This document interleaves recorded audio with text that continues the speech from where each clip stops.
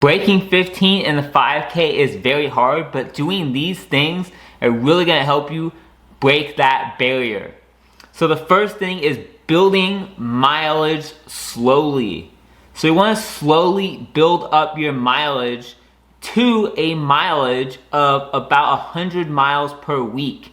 If you're in high school running the 5K, I don't recommend going over 70 miles per week. Now, when you're building your mileage, you do not want to do the 10% rule, which is build up 10% each week, because once you start getting to that 50 plus miles per week, you're adding on 5 miles every week, and that's a lot to your body. So what I recommend doing is doing a certain amount of mileage for 3 months and then increase, and then do it for 3 months and then increase, and never increase your mileage during the season. So if you're during cross country season or track season, don't increase your mileage. Increase it during the winter months when you're on a rest break, and especially during the summer months when you're on a rest break. Increase your mileage during that time.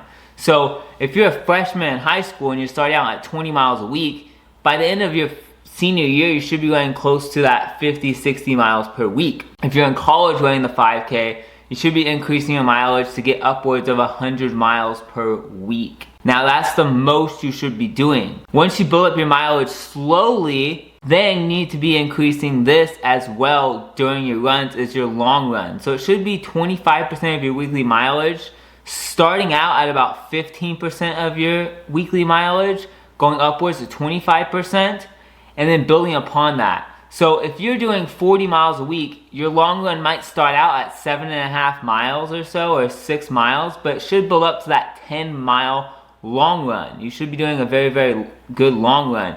And also, you need to make sure that when you're doing these long runs, they're very, very slow and conversational.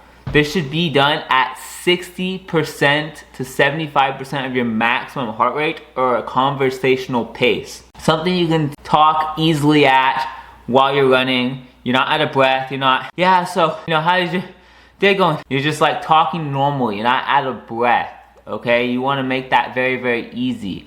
So do your long runs at 60 to 75% of your heart rate. Number 3 is speed work.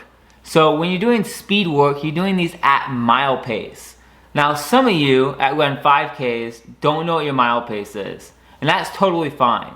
What you can do is look up a calculator online, use Jack Daniels calculator, VO2 calculator, and look it up online and say put your 5K time in there and say what is my estimated mile time. It will tell you what your estimated mile time is. It's probably going to be a little bit faster than what it estimates, but that's totally fine. You can just run at that pace or a little bit faster. And these are to work on speed. And what you're mainly doing with these is 2s and 400s, but as a cross-country athlete or as someone running a 5K, more of a distance runner, I'm going to recommend doing the 400s so you're getting a little more mileage in. And you're going to be doing these 400s with long rest. So you'll do a 400 at mile pace, and let's just say that is 1:15. Your mile pace is a 5-minute mile. You're doing 1:15, okay? 1:15. Then I want you to take 2 to 3 times the amount of rest as long as your rep was. So that'd be 2.5 minutes to 3 minutes and 45 seconds for your rest between the next 400.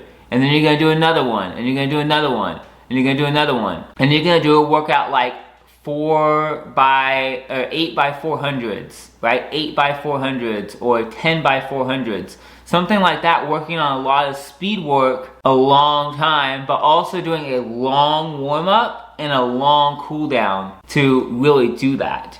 And going back to number 1, building up mileage slowly, you might have to do some double runs where you're running once in the morning, once in the evening, or once in the afternoon to build up that mileage as well, not just doing consistently 10, 12 miles every day, 15 miles a day. You might want to do some double running as well when you get closer to that 70 miles per week. Number 4 is tempo runs, and this is 20 to 30 minutes a session. So when I say tempo runs, you can do a 20 to 30 minute tempo run, which is 82 to 88% of your maximum heart rate, or a pace you could race at for 1 hour, or comfortably hard. There's a lot of different ways talking about it. Basically, it's called lactate threshold. Basically, lactate threshold is where your lactic acid starts building up and you start becoming anaerobic, and it basically is at the point where it's flushing out the lactic acid as fast as it's accumulating. So it's right before you become anaerobic. It's when you're still aerobic a little bit. And this is gonna help you run faster for a longer period of time. So you're really working and stressing that lactic acid system so you can flush out lactic acid faster and not accumulate it as fast. So you want to run this for 20 to 30 minutes, but you can do repetitions. So one thing I had my kids do was like 6 times 1K repeats, right? If you're doing them in like 3.5 minutes or so, let's say, 6 times 1K repeats, and you're taking a 60-second rest. So you're just gonna do a 1K, walk across the field to, walk across the field back to on the track, walk across the field, boom, and you go again. Or you could do 8 by 1K repeats, you could do mile repeats. You could come up with whatever workout you want. You can do time-wise. If you have a group of people, you can say, okay, we're gonna do, 3 by 8 minutes.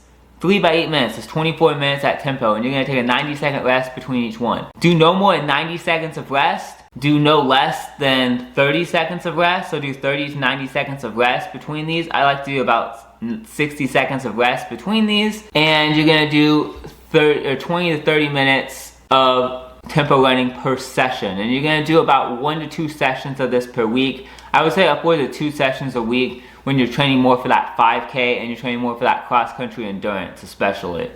Speed work, you want to do 1 session per week with maybe some strides at that same pace, maybe once a week as well. So maybe twice a week you're doing some type of speed work, but mainly just once a week speed work like 400s. Next is VO2 max runs once every 7 to 10 days. So you don't even need to do this once a week. You could do this you could do this basically 3 times a month is how many times you want to do this. When you're doing VO2 max runs, you are doing these at 97 to 100% of your maximum heart rate, or a pace you could race at for 10 to 12 minutes.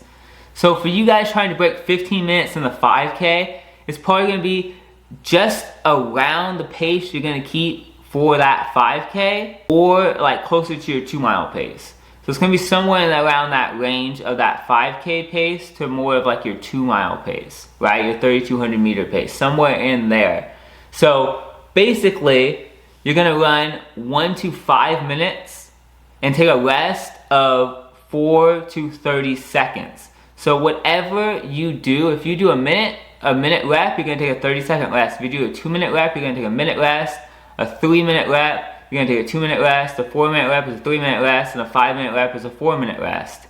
And what I recommend doing is doing longer bouts of this, because doing the shorter ones is going to be good for more like 800 meter runners and for some speed work. But I like doing the longer bits because those are going to push you to really build your VO2 max and push yourself for that and more of that endurance. And so doing like 1K repeats, or someone like you could be doing even mile repeats, trying to break that 15-minute barrier. Could be doing mile repeats at like a 4-something minute mile, and just pushing yourself to run like close to that 5-minute range, that 4 to 5 minute range with a long rest, and go again and again and again. And you're gonna do no more than 15 minutes of this in a session. So you do no more than 15 minutes of this in a session. You don't need to do a lot, right? You don't need to do a lot of this in a session. No more than about 15 minutes of this. You could push it to like 18, but after that, you're gonna be super tired, super dead. So if you're doing like 5-minute reps, you're gonna just do 3 of them. You're just gonna do 3 5-minute reps. You could try to push for a 4th one, but that's about it. That's all you're gonna really do. And you're gonna take that rest, and you're gonna do a long warm up and a long cool down. So hopefully you guys enjoyed this video. If you guys did, please click that subscribe button and check out this video over here because YouTube thinks you're gonna like it.